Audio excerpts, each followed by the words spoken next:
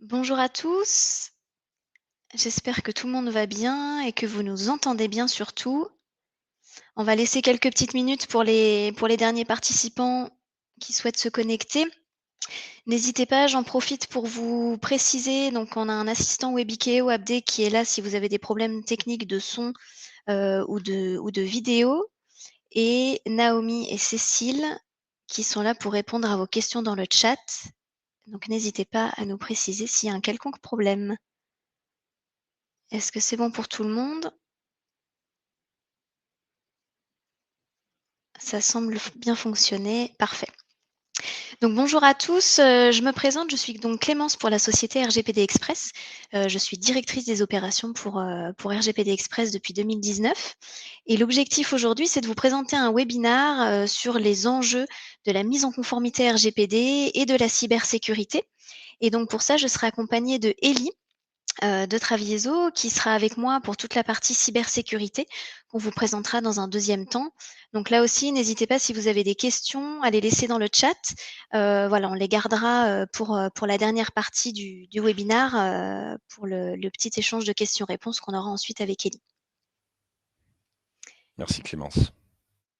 Donc pour le programme d'aujourd'hui, on va d'abord évoquer toute la partie RGPD, avec les tenants et les aboutissants du règlement à la protection des données personnelles. Qu'est-ce qu'on entend par RGPD? En quoi ça consiste? Comment se prémunir des attaques cyber? Donc ça sera la partie qu'on évoquera avec Ellie, et ensuite la session de questions-réponses, comme je vous l'ai indiqué. Avant de démarrer, je vous propose un petit sondage assez rapidement. L'idée, c'est de voir avec vous, participants, si vous avez déjà initié une démarche au sein de vos structures. Est-ce que le RGPD, c'est quelque chose que vous avez débuté? Est-ce que c'est quelque chose qui vous est complètement inconnu? N'hésitez pas à faire vos retours. Pour l'instant, vous êtes quand même une majorité à avoir au moins initié quelque chose en interne sur toute la partie RGPD. Parfait. Donc ça, c'est plutôt une bonne nouvelle de votre côté, d'avoir quand même initié, même si ce n'est qu'un début, c'est toujours un bon début. Pour remettre un petit peu les choses dans leur contexte, vous avez ici à l'écran donc la partie, tous les éléments sur le règlement. Qu'est-ce qu'on entend par règlement RGPD? C'est un règlement qui a été mis en place en mai 2018, qui consiste à protéger les données personnelles des citoyens, quels qu'ils soient, donc avec un renforcement et une protection des données. Ça, c'est vraiment l'objectif de ce règlement. Avant toute chose, au sein de vos différentes structures, ce qu'il va falloir, c'est nommer une personne référente ou un DPO, qu'on appelle délégué à la protection des données personnelles en français, pour permettre d'identifier très simplement au sein de la structure quelle va être la personne vers qui on va pouvoir se tourner pour toutes les questions relatives à la mise en conformité RGPD, à la protection des données personnelles. Pour vous donner un petit peu plus d'éléments, voici comment on va développer la partie RGPD sur la plateforme RGPD Express. Donc un état des lieux général, toute la partie juridique avec les documents voilà, qui sont nécessaires pour optimiser votre mise en conformité. La partie sécurité informatique que j'aborderai assez succinctement aujourd'hui puisqu'Elie prendra le relais par la suite.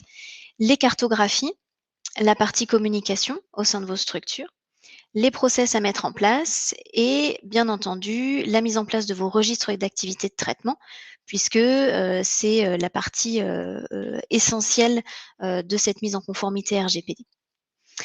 Pour rappel, qu'est-ce qu'une donnée personnelle? On entend par données personnelles toute information qui serait susceptible d'identifier de manière directe ou indirecte une personne.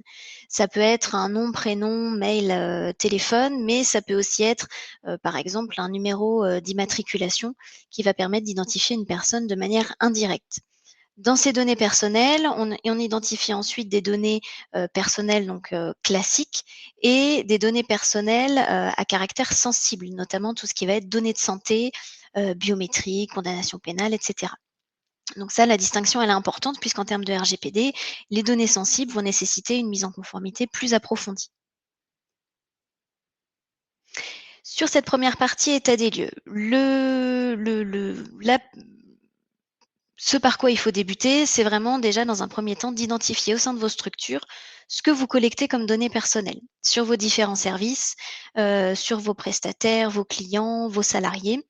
Donc on identifie les, personnes concernées, mais également les données qu'on est amené à collecter. Vient ensuite, dans un deuxième temps, où est-ce qu'on stocke ces données? En interne, on identifie les logiciels utilisés, les différents stockages, ordinateurs, smartphones, le réseau interne, les clouds, et cetera. Ça, c'est vraiment le premier gros point pour pouvoir avoir une idée un petit peu plus précise de ce qu'on a en interne. Une fois qu'on a réalisé ça, on va pouvoir identifier dans un deuxième temps, sur la partie juridique, ce que ça nécessite de mettre en place pour sécuriser ces données personnelles qu'on a en notre possession. Le premier document, ça va être la politique de protection des données personnelles, qui doit obligatoirement figurer sur votre site internet. Elle permet d'indiquer clairement à la personne qui laisse ses coordonnées ou ses informations ce qu'on fait de ces données personnelles, comment elles sont traitées, où est-ce qu'elles vont être stockées. Donc ça, c'est un document assez essentiel dans le cadre de votre mise en conformité. Vous avez ensuite toute la partie mise à jour de vos conditions générales de vente ou de service, où on va renseigner un petit article qui permet de transmettre les informations avec l'adresse mail à laquelle on peut vous contacter pour toutes les demandes liées à la protection des données personnelles des utilisateurs. On a ensuite les documents juridiques pour les collaborateurs avec la charte d'engagement et la partie dédiée pour les prestataires. On va identifier les prestataires auxquels on est amené à transmettre ou à partager des données personnelles et on va leur demander de signer un petit document de protection des données personnelles pour les prestataires de manière à sécuriser nos relations. Ça, c'est un élément qui est aussi important. Si vous avez par exemple un prestataire comptable, vous lui transmettez les données personnelles de vos collaborateurs. Et donc dans ce cadre-là, on va lui demander de signer ce document pour s'assurer que lui va aussi respecter ses engagements en termes de RGPD pour protéger les données personnelles de vos salariés. La partie sécurité informatique, comme je vous le disais, on va passer assez rapidement dessus puisque ça va plutôt être la partie qu'on va aborder avec Ellie par la suite. Ce qu'il faut garder en tête, c'est que au jour d'aujourd'hui, les données personnelles sont principalement utilisées sur des supports informatiques. Et donc, il est vraiment important et nécessaire, peu importe la taille de votre structure, d'avoir une sécurité informatique qui soit bien à jour sur les différents aspects. Donc ça, on abordera un petit peu plus tard, notamment sur la partie télétravail qui est quand même à l'heure actuelle un élément assez clé dans vos différentes structures. On a ensuite toute la partie cartographie. Donc sur ces cartographies, une fois qu'on sait ce qu'on a comme données personnelles au sein de notre structure, ce qu'on utilise et ce qu'on collecte, on va pouvoir mettre ça en relation avec les préconisations de la CNIL qui vont concerner les durées de conservation et d'archivage. Combien de temps est-ce que je peux conserver ou archiver une donnée, dépendamment de la base légale, donc la raison qui me permet de collecter cette information, que ce soit sur la base du consentement, sur la base d'un contrat. Tout ça, c'est des choses qu'il faut identifier et qui vont nécessairement répercuter sur une durée de conservation et d'archivage. Et dans un deuxième temps, on va venir également recenser les accès. Donc, qui accède à ces données personnelles, que ce soit en interne au sein de la structure, mais également en externe avec des sous-traitants ou des prestataires. En interne, on va pouvoir lister par exemple les différents services ou les personnes qui se cachent derrière ces services. Et en externe, les différents prestataires qui accèdent aux données.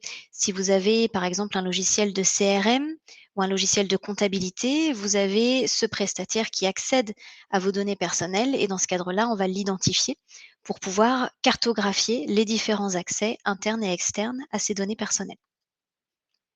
Tout ça, c'est des éléments qu'on retrouvera également qui devront être précisés dans la partie registre sur laquelle on arrivera dans quelques étapes.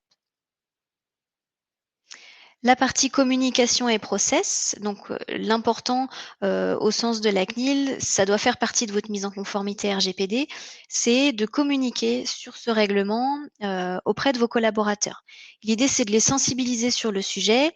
Ils doivent pouvoir savoir qui est leur référent RGPD au sein de la structure, mais également qu'est-ce qu'on entend par RGPD, quel type de données est-ce que ça concerne et les différents points de vigilance liés à ce règlement. Sur la partie process, on va pouvoir identifier notamment les procédures en cas de violation de données. Qu'est-ce qui doit être fait en cas de violation de données, de piratage informatique, donc ça aussi c'est une partie qu'Ellie abordera un petit peu plus tard. On a aussi toute la partie process, liée au droit d'accès, aux droits des personnes concernées. Accéder à mes données personnelles, faire supprimer mes données personnelles, les faire supprimer, le droit à la portabilité, tout ça, ça fait partie des droits, qu'ont les citoyens, les utilisateurs vis-à-vis de leurs données personnelles et donc il y a un process à respecter avec des délais à respecter pour ce type de demande. L'autre process qui peut être, nécessaire en fonction de votre secteur d'activité ou des traitements que vous pouvez avoir et des données personnelles que vous collectez, c'est l'analyse d'impact.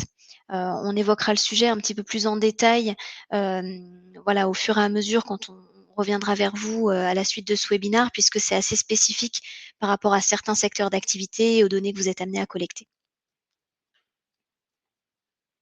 Et enfin, la partie registre, donc ça, c'est vraiment un élément clé de votre mise en conformité puisque le registre d'activité de traitement, c'est le support, le document, que demandera la CNIL, notamment en cas de contrôle. C'est un document qui doit obligatoirement figurer dans les livrables, au sens du RGPD. Ces registres, ils vont récapituler un petit peu tout ce qu'on a vu en amont, à savoir les données que vous collectez, quels sont les traitements que vous en faites, comment elles sont utilisées, combien de temps est-ce que vous les conservez ou les archivez? Qu'est-ce qui vous permet de les collecter? Donc quelle base légale? Quels sont les accès qui en sont faits, que ce soit en interne ou en externe? Comment ils sont sécurisés? Est-ce qu'ils sont transmis en dehors de l'Union européenne? Quels sont les différents stockages, où on peut retrouver ces données personnelles? Voilà un petit peu tout ce qui doit figurer sur vos registres, au même titre que, les informations sur votre DPO et votre responsable de traitement. Voilà un petit peu, les grandes lignes, on va dire du règlement et de ce qu'il est nécessaire de mettre en place. Au-delà des risques bien entendu de contrôle, d'amende et cetera, puisque ça on en entend assez régulièrement parler, sur les différents réseaux, que ce soit sur le site de la CNIL ou sur LinkedIn si vous êtes, abonné à ce type d'actualité. Au-delà de ça, il y a vraiment des risques qui sont à prendre en compte pour vos différentes structures, que ce soit des risques de méfiance vis-à-vis, voilà, que ce soit de vos collaborateurs, de vos clients, des utilisateurs de votre site internet ou de vos outils, mais aussi tout ce qui va concerner la perte de marché. De plus en plus, nos clients reviennent vers nous, pour pouvoir, gagner des parts de marché, pour pouvoir établir des contrats avec certains prestataires, gagner des appels d'offres. Tout ça maintenant, ça passe beaucoup aussi par une mise en conformité RGPD, de pouvoir, voilà, «montrer patte blanche» entre guillemets, sur ce qui a été fait en interne dans la structure. Donc au-delà de la partie amende, c'est vraiment un gage de qualité et de confiance pour vos différentes structures, vis-à-vis de ce règlement.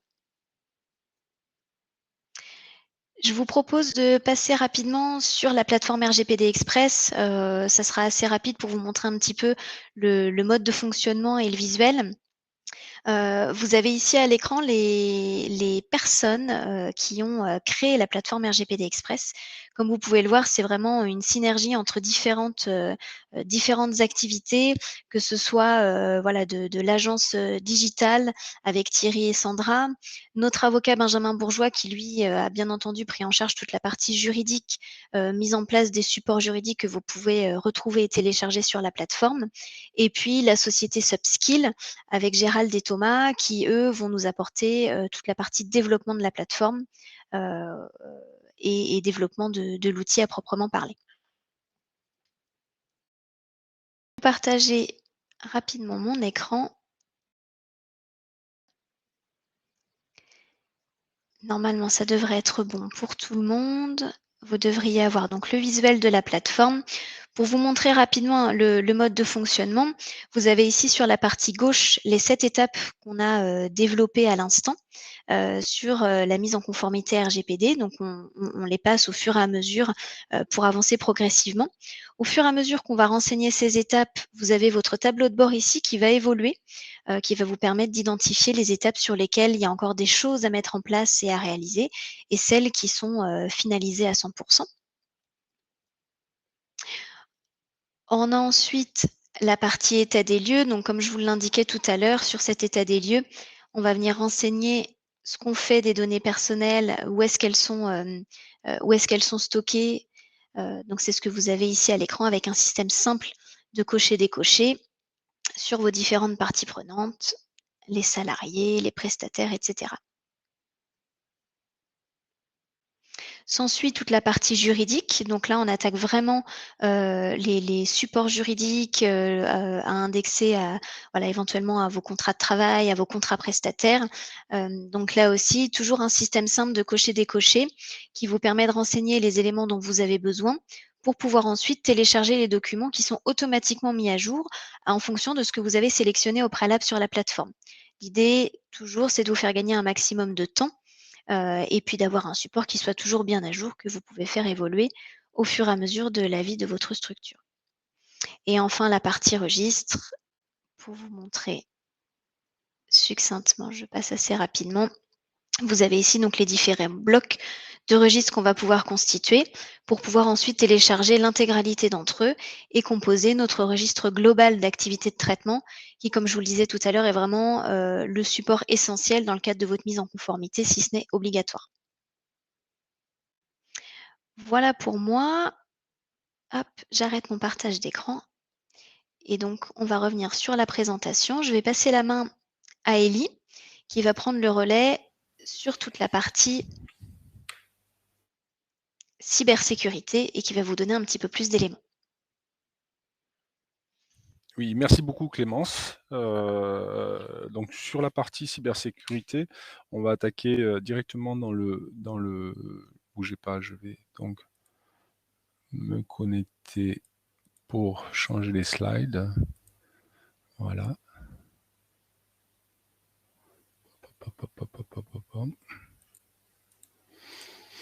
Ok. Donc sur la partie cybersécurité, un petit rappel aujourd'hui de la situation. Les cyberattaques sont en constante augmentation. Certes, il y a 2-3 années, les années Covid ont été un élément déclencheur qui a, je dirais, motivé l'activité des réseaux cybercriminels. Et on peut voir au jour d'aujourd'hui que toutes les entreprises sont victimes d'actes cybercriminels. Quelle que soit la taille de ces entreprises, deux types d'attaques se pratiquent, des attaques ciblées ou des attaques dites de masse. Une attaque de masse, c'est tout simplement un logiciel qui va vous attaquer automatiquement et enchaîner les attaques sur des entreprises, et l'intervention humaine s'opérera qu'à partir du moment où le logiciel aura dit qu'une porte a été ouverte. Ceci étant dit, cela renforce bien sûr l'intérêt aujourd'hui de la directive RGPD dans l'obligation de sécuriser des données personnelles qui sont un élément essentiel à la transition digitale de toutes les entreprises. Pour rester sur la thématique RGPD, axé sur la cybersécurité, donc rester sur la sécurité de la donnée personnelle, j'ai choisi de faire un focus sur deux types d'attaques. Les attaques par phishing et les mots de passe, et le sujet sur les mots de passe et l'authentification. Pourquoi? Parce que ce sont les deux points d'entrée principaux qui génèrent des problématiques autour de la donnée personnelle, de la violation de la donnée personnelle, et donc qui mettent en évidence l'intérêt de cette directive RGPD d'être accompagnée et de gérer au mieux les obligations légales sur la gestion des données personnelles. Alors pourquoi ces deux attaques? Pourquoi? Parce que dans ces deux attaques, le maillon faible, je dirais, informatique de l'entreprise ou de l'organisation dans laquelle vous êtes reste l'utilisateur. Il existe d'autres cas où le maillon faible, c'est une solution informatique qui est défaillante, c'est un réseau qui est défaillant, c'est un site internet qui est défaillant. Mais dans le focus que l'on va faire ensemble, le maillon faible, c'est vous. Alors c'est vous, enfin quand je dis c'est vous, c'est l'utilisateur, pardon, d'un point de vue global, mais c'est l'utilisateur de toute entreprise. Pourquoi? Le premier point qu'il faut comprendre, hormis toute règle de cybersécurité, c'est que dans la vie numérique, les utilisateurs s'octroient des droits qui n'existent pas dans la vie réelle, et notamment des droits concernant la gestion de leurs données personnelles et leurs informations. Si je devais poser une question, et si vous voulez bien me répondre à travers le chat, juste par oui ou non, est-ce que vous utilisez le même mot de passe pour différents sites internet? et associé bien sûr au même email. Donc on a le même authentifiant, on a le même mot de passe. Je vois Clémence qui sourit, donc on va partir du principe que Clémence fait partie du club de ceux qui pensent qu'une clé suffit à ouvrir plusieurs portes. Vous voyez bien que Alors, dans la vie... Oui, Clémence. Alors, Clémence doit non, se défendre, non? non, c'est pas le cas, mais c'est souvent des retours qu'on peut avoir. D'accord. Donc, c'est une pratique très personnelle dans les usages qui concernent beaucoup, je dirais, les utilisateurs à titre personnel, mais que certains utilisent aussi à titre professionnel. On voit bien que si je regarde les réponses, chaque mot de passe différent à chaque fois. Oh, il y a beaucoup de ah et un oui quand même. Non, jamais. Oh, il y a beaucoup de DPO là, je pense. Non, des gens qui sont très sensibles. Bon, en règle générale, on est entre 60 et 70% de personnes qui confirment le fait d'utiliser le même mot de passe et le même authentifiant pour différents sites. Donc de là naissent deux problèmes. Le premier problème, c'est que les cybercriminels aujourd'hui savent pertinemment que les utilisateurs agissent ainsi. Cas de phishing, une attaque phishing, pour résumer très brièvement, c'est une attaque qui consiste à tromper l'attention de l'utilisateur pour lui subtiliser ses mots de passe. Donc pour tromper son attention, on va envoyer un mail qui consiste à l'utilisateur à lui demander ses mots de passe et dans ce mail, on va faire croire qu'on est une autre organisation, sauf qu'on est un vilain cybercriminel. L'exemple de gauche, vous voyez bien, c'est le site des impôts qui a été contrefait. L'exemple c'est un email de l'assurance maladie. Dans l'exemple de droite, l'assurance maladie vous informe qu'elle vous doit de l'argent et vous incite à vous connecter à votre compte. Dans l'écran de gauche, les impôts, vous avez directement une contrefaçon du site des impôts qui vous incite à vous connecter aux impôts. Quel est le lien commun entre les impôts et l'assurance maladie? Eh bien, rappelez-vous ma première constatation, c'est d'identifier ce fameux mot de passe magique qui sert à plusieurs sites. Donc, bien évidemment, les cybercriminels ne veulent pas payer vos impôts à votre place et ne veulent pas vous donner d'argent de l'assurance maladie. Mais on voit bien qu'à travers ces deux exemples, les usages des utilisateurs dans le monde numérique fait défaut à la sécurité de la donnée personnelle. Je vous montre encore d'autres exemples. Donc ça, c'est d'autres exemples de sites contrefaits. Vous voyez bien que ce mot de passe magique, il est souvent le même sur iTunes que sur Facebook et que sur d'autres sites. Et qu'à partir du moment où le cybercriminel va capter ce mot de passe magique, il va pouvoir le tester sur un certain nombre de services. On peut imaginer Office 365, PayPal, des banques, des fournisseurs d'accès Internet, etc. Et il va donc répertorier un certain nombre d'accès opérationnels qui va par la suite commercialiser sur le dark web. Je vais vous montrer un dernier exemple. Là, vous voyez sur cet exemple que les attaques par phishing visent les smartphones. Alors, elles visent les smartphones pour la simple raison qu'elles ont plus de chances d'aboutir. Pourquoi? Parce que déjà, la taille de l'écran est complètement différente. L'usage et l'attention que l'on a sur son smartphone est également différent. Il y a des gens aujourd'hui qui s'attendent plus à être attaqués lorsqu'ils sont devant un ordinateur que derrière un smartphone. Sur les exemples d'attaques de phishing, on voit bien que les cybercriminels, pour eux, ça ne pose aucune différence. Et voire même, si on devait faire des statistiques, il y a beaucoup plus d'attaques qui concernent les smartphones que les ordinateurs. Si on s'arrête 30 secondes sur ce qu'il faut faire et ne pas faire dans le cadre d'un phishing, c'est déjà comprendre que aujourd'hui les attaques par phishing pour récupérer votre mot de passe, elles concernent tous les supports numériques que vous utilisez. Elles s'opèrent aussi bien par mail, par téléphone, par SMS, par messagerie que par contrefaçon de support numérique, comme vous avez vu pour le site des impôts. Donc, la première recommandation, bien sûr, c'est de ne jamais taper son mot de passe. La deuxième, c'est de non plus ne pas accepter de modifier son mot de passe par un autre qui vous serait communiqué par des cybercriminels. Et dans la mesure où vous êtes dans une entreprise, bien sûr, informer le service informatique de toute tentative de vol de mot de passe ou d'avoir saisi le mot de passe. Et dans le doute, mieux vaut agir que agir trop en retard. Donc ça, c'était le premier exemple, et les hackers sont aussi les salariés eux-mêmes. Je regarde Casper Score, ok. Bon, merci Sylvie, il faudra développer pour que je puisse répondre. Maintenant qu'on a vu les attaques par phishing, je vais vous aider à faire un focus un peu plus long sur les mots de passe. Pourquoi? Parce qu'on a vu, toujours pareil, que dans l'optique où l'utilisateur de l'entreprise et non l'utilisateur en charge du RGPD de l'entreprise, qui est lui est le plus sensible, n'arrive pas à trouver le sommeil en fonction de certaines situations, les utilisateurs ont des usages très particuliers du mot de passe. Alors, soit les utilisateurs, on les oblige à utiliser un mot de passe, soit on les sensibilise à avoir une meilleure culture du mot de passe.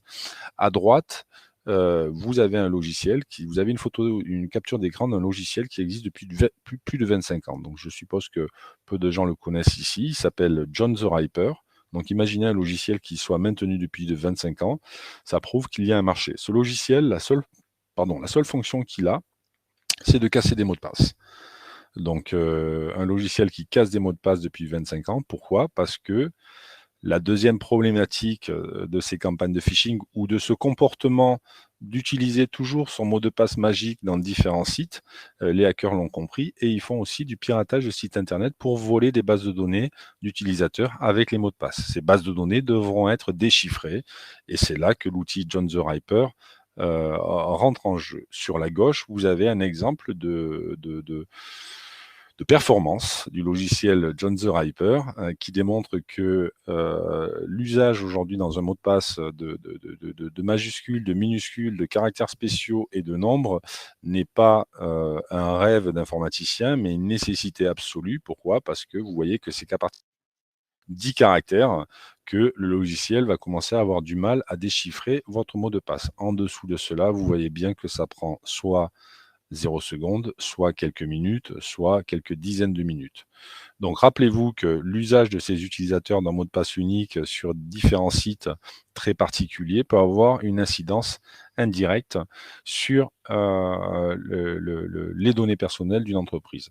Juste en dessous, vous avez une copie d'écran d'un site que je vous invite à visiter qui s'appelle Have I Been Pwned et qui permet à tout utilisateur de taper son email, pas son mot de passe, son email seulement, ou son numéro de téléphone mobile, et le service va, je dirais, faire une requête dans le dark web pour démontrer combien de fois cette information a été véhiculée. À partir du moment où elle a été véhiculée une fois, on part du principe qu'il faut changer automatiquement le mot de passe. En bas à droite, vous avez des exemples de solutions qui, aujourd'hui et demain, seront largement déployées dans les entreprises pour les aider et aider tout utilisateur à simplifier l'usage des mots de passe.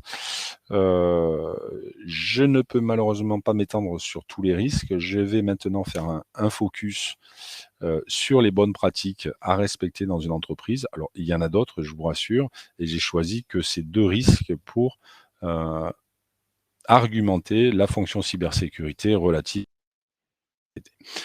Donc il est certain que la première, c'est de comprendre qu'aujourd'hui, on n'utilise plus des mots de passe de sa vie personnelle dans sa vie professionnelle. Ça, c'est bien sûr, c'est clairement établi. Pourquoi? Parce qu'on comprend qu'il y a différents niveaux de sites de sécurité sur Internet et qu'à partir du moment où un site sera attaqué et que la base sortira, vous doutez bien que la sensibilité du mot de passe sera fortement exposée. La deuxième recommandation que l'on peut retenir, c'est bien sûr que ces mots de passe, on les note nulle part. Et ça, c'est une règle de cybersécurité qu'il faut imposer à tout utilisateur dans l'entreprise. Une autre règle que j'aurais tendance à vouloir préconiser, c'est bien sûr de pouvoir être en mesure d'informer immédiatement, alors soit son DPO, soit son service informatique, de toute violation d'un secret, dans le cadre d'une activité professionnelle. Donc ce réflexe de remonter une information, alors soit vers un service informatique s'il y en a un, soit vers une direction générale, soit vers un DPO, interne ou externe, permet aujourd'hui à l'entreprise de réagir dans les meilleures conditions.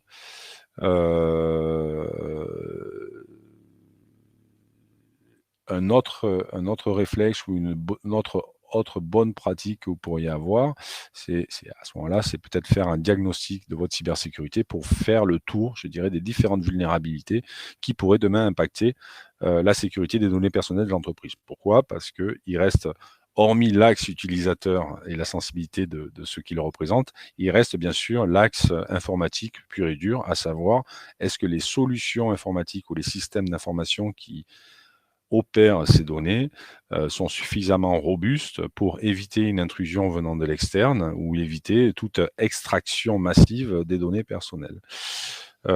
Pour terminer, en cas de piratage avéré, bien sûr, de données personnelles dans le cadre du RGPD, un certain nombre de réflexes est à entrevoir.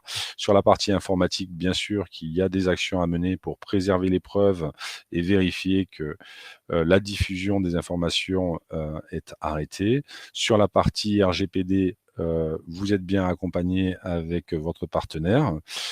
Pour autant, il y a des actions à mener vers la CNIL, il y a des actions de communication à mener vers vos utilisateurs, clients, fournisseurs et partenaires, mais également collaborateurs internes. Et il y aura forcément un renforcement des mesures de sécurité informatique pour faire en sorte que la problématique ne perdure plus. Vous retrouverez toutes les informations des autres slides dans le PowerPoint ou dans le document qui vous sera communiqué. Je reste bien évidemment à votre disposition online, soit par email, soit à travers notre site, et je libère la parole. Merci beaucoup Ellie pour toutes les informations. Comme le disait Ellie, la présentation elle est directement téléchargeable pour ceux qui souhaiteraient visualiser l'ensemble des slides sur la partie cybersécurité. Et puis le support vous sera envoyé de toute façon pour les participants à la suite du webinaire. N'hésitez pas à indiquer toutes vos questions dans le chat. On avait une petite question. Ellie, notamment sur tout ce qui est coffre-fort de mots de passe. Oui, oui, On a, il y a le coffre-fort de mots de passe de l'ANSSI, donc qui est voilà, l'organisme référent sur la partie cybersécurité, qui est KeePass. Ça aussi, ok. c'est quelque chose qui peut être utilisé au sein des Alors, entreprises. bien évidemment, un petit correctif. Donc, dans les recommandations qui ont été présentées, il est évident que je n'ai pas parlé du gestionnaire de mots de passe, mais c'est une recommandation forte qu'il faut avoir en tête, aussi bien dans son usage personnel que dans son usage professionnel. Donc Solange, non, c'est pas l'ANSSI qui a développé KeePass. KeePass, c'est peut-être le gestionnaire de mots de passe qui est aujourd'hui le plus utilisé parce que le plus ancien, et il a toujours été proposé gratuitement aux utilisateurs, donc il est fortement connu. Donc aujourd'hui, vous avez effectivement plusieurs solutions qui vous permettent de stocker de manière sécurisée vos mots de passe tels que KeePass, tels que LastPass, tels que Dashlane, des solutions, elles, commerciales, mais qui gèrent les mêmes fonctions que gère KeePass. L'avantage d'un gestionnaire de mots de passe, il est multiple. Pourquoi? Parce que déjà, vous n'avez pas besoin de faire de grosses efforts de mémorisation pour vous rappeler de vos mots de passe. Pourquoi? Parce qu'ils sont stockés dans un logiciel et votre navigateur ou vos applications savent se connecter de manière transparente à ce logiciel pour vous authentifier à votre place. Donc ça, c'est le premier point, c'est que pour conserver la sécurité ou pour protéger l'usage de votre coffre-fort à mot de passe, vous aurez plus besoin que de vous souvenir d'un seul mot de passe, c'est-à-dire le mot de passe qui permet d'ouvrir le coffre-fort. Après, ces logiciels vous proposent aussi de générer des mots de passe, donc vous n'aurez pas forcément besoin de faire de gros efforts de composition de mots de passe pour définir des mots de passe dits complexes, c'est-à-dire à plus de 12 caractères avec un mélange de chiffres, de minuscules, de majuscules et de caractères spéciaux, mais complètement mélangés. Parfait. Ça, c'est important puisque comme ça évite de devoir de se souvenir de ses mots de passe et de deux, d'avoir le risque de les noter quelque part. Donc, c'est une très bonne option. On avait une petite question sur la partie RGPD, notamment liée à la suppression de certaines données personnelles. Une question de Michel. Alors non, il ne faut pas détailler les données personnelles qu'on supprime. Il y a un référentiel de la CNIL sur le sujet. À titre d'exemple, par exemple, des informations prospects qui arriveraient donc à une échéance de 3 ans. Si vous n'avez pas eu de contact avec ce prospect, s'il n'a pas répondu à vos sollicitations, que ce soit par mail, par téléphone ou autre, ces données personnelles doivent être supprimées. On n'a pas besoin de le recenser quelque part, que ces données ont été supprimées, mais en cas de contrôle de la CNIL, en cas de contrôle physique de la CNIL, elle demandera, en arrivant dans vos locaux, à avoir accès à l'ensemble de vos informations, y compris CRM par exemple notamment, où là va être vérifié le fait que les données personnelles que vous avez en votre possession sont bien toujours, elles respectent bien le référentiel de la CNIL au niveau des durées de conservation et d'archivage. Donc ça, c'est un élément essentiel, c'est vraiment le point, à mon sens, peut-être le plus complexe pour les entreprises pour respecter cette réglementation, c'est de s'assurer qu'on a les bonnes données, qu'on n'a pas trop de données. Qu'on a voulu collecter. Par exemple, si on vous demande votre date d'anniversaire pour laisser vos informations simplement à titre de contact, c'est une donnée qui n'a pas lieu d'être collectée au vu de votre demande. Donc ça aussi, l'entreprise doit s'assurer de limiter les données qu'elle collecte uniquement aux données qui lui sont nécessaires pour répondre à votre demande. Élie, peut-être une question pour toi. Anaïs nous demande: quid de la saisie automatique des identifiants par Google Identificateur? Google reste aujourd'hui le meilleur ami de l'homme après le chien.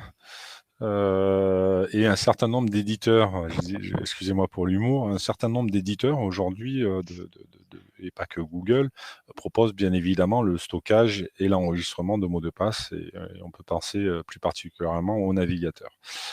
Donc, il faut avoir aucun doute aujourd'hui sur les efforts que font ces entreprises-là pour sécuriser au maximum, et je dis bien au maximum, la sécurité des mots de passe et des données personnelles. On peut inclure là-dedans Facebook. Concernant le stockage et les conditions de stockage, il est clair et évident que si vous suivez la presse, ces mêmes organisations ont déjà en Europe été je dirais visées par des pénalités concernant le respect de la directive RGPD. Pour autant, ces sociétés aujourd'hui se sont adaptées et stockent les mots de passe des utilisateurs européens en Europe. Maintenant, quid de la robustesse des solutions proposées? On est quand même sur un niveau de protection qui est quand même très élevé.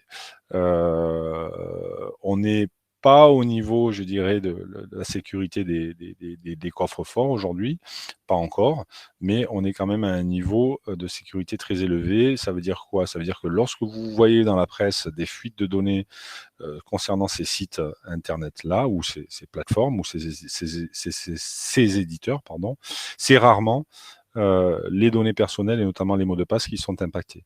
Ce sont peut-être des fonctionnalités autres ou des services qui font que certains cybercriminels parviennent à s'introduire sur le système d'information de ces entités-là. Pour autant, entre s'introduire sur un système d'information et atteindre les plus hauts secrets, je dirais la marche est longue et le chemin est tortueux. Donc attention à ce que vous voyez dans la presse, essayez de bien comprendre ce qui se passe, respecter une vraie hygiène informatique, et en partant du principe que quel que soit l'éditeur que vous utilisez, il est important aussi de changer ses mots de passe. Et c'est pas parce que un gros éditeur américain vous propose de sauvegarder vos mots de passe dans son navigateur que ce mot de passe, il ne faut pas le changer de manière plus ou moins régulière. Et concernant un point qui avait été évoqué sur les différents types de génération de mots de passe, essayez de penser à faire du versionning. Faire du versionning de mots de passe, c'est comprendre qu'on peut aimer un mot de passe pour différentes raisons, parce qu'il a un lien avec une existence, ça peut être une année, ça peut être une ville, ça peut être l'association de plein de chiffres, de lettres et de majuscules. Pour autant, ce mot de passe peut se versionner.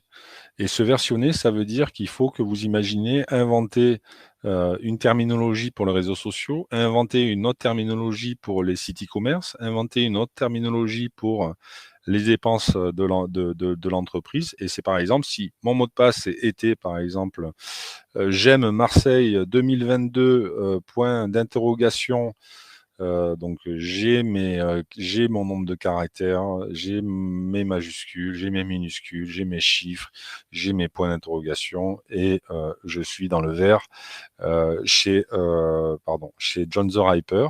On pourrait très bien imaginer rajouter par exemple RS pour les réseaux sociaux, EC pour l'e-commerce, FF pour la famille, et garder la même racine de mot de passe tout en faisant du versioning, c'est-à-dire on répond aux attentes des règles de sécurité et d'hygiène qui pourraient être promulguées par un service informatique, quelle que soit l'entreprise qui le compose. Comment supprimer des données dans des dossiers papier archivés? Eh ben, il faut mettre le feu. Excusez-moi, moi je gère que l'informatique, ça je peux pas vous répondre. Mais Ça, c'est ouais. Ça, c'est aussi, je rebondis sur la question, c'est un élément aussi important. Souvent, quand on pense RGPD, on pense souvent à toute la partie justement, informatique, qui est bien entendu la partie, à l'heure actuelle, la plus importante en termes de stockage des données. Mais vous avez aussi dans beaucoup de structures encore, beaucoup de stockage papier. Qui est assez rarement trié ou voilà. Donc ça, c'est une partie importante. Ça nécessite, tout comme le stockage informatique, de faire le tri, de supprimer les informations, de ne garder uniquement ce qui est nécessaire par obligation. Par rapport à la loi française, que ce soit en termes de fiscalité, en termes comptables ou autres. En revanche, pareil, si vous avez des dossiers clients qui datent depuis plus de 15 ans, ça n'a pas lieu d'être dans vos structures et ce sont des dossiers qui doivent être supprimés. Alors idéalement, pas le dossier jeté directement dans la poubelle, puisque n'importe qui pourrait tomber dessus et récupérer les données personnelles. Ça doit être, vous devez utiliser une machine qui vous permet de déchiqueter tous les papiers. Mais en tout cas, ça fait aussi partie de la réglementation RGPD au même titre que la partie informatique qui peut aussi être contrôlée lors d'un passage de la CNIL dans vos locaux. Je vois qu'on n'a pas d'autres questions particulièrement. Eh bien, écoutez, je pense qu'on a fini pour aujourd'hui. N'hésitez pas à revenir vers nous, que ce soit vers Ellie et Guardea si vous avez des questions sur la partie cyber, ou vers l'équipe RGPD Express pour toute question relative à la plateforme, au système d'abonnement. C'est quelque chose qu'on pourra détailler avec vous, dépendamment de votre structure, de vos besoins. Voilà, sachez que grosso modo, l'abonnement va de 640 € hors taxe pour un auto-entrepreneur et qui peut aller jusqu'à 6 200 € en fonction de votre structure, jusqu'à 500 collaborateurs. Donc voilà, n'hésitez pas à nous recontacter pour faire un point plus détaillé sur le sujet. Vous avez nos coordonnées. L'équipe se permettra de vous recontacter pour avoir un petit peu votre avis sur la présentation, voir si on n'a pas répondu à l'ensemble des questions. Donc faire un petit point assez spécifique par rapport à vos différentes structures. Et puis voilà, toute l'équipe RGPD Express et Guardea se tient à votre disposition pour répondre à vos questions. Sur ce, je vous souhaite un excellent appétit pour ceux qui ne seraient pas encore allés déjeuner. Et on vous dit à très bientôt pour un prochain webinaire. À bientôt. Merci beaucoup, Ellie. Merci à vous. Au revoir. Merci, au revoir.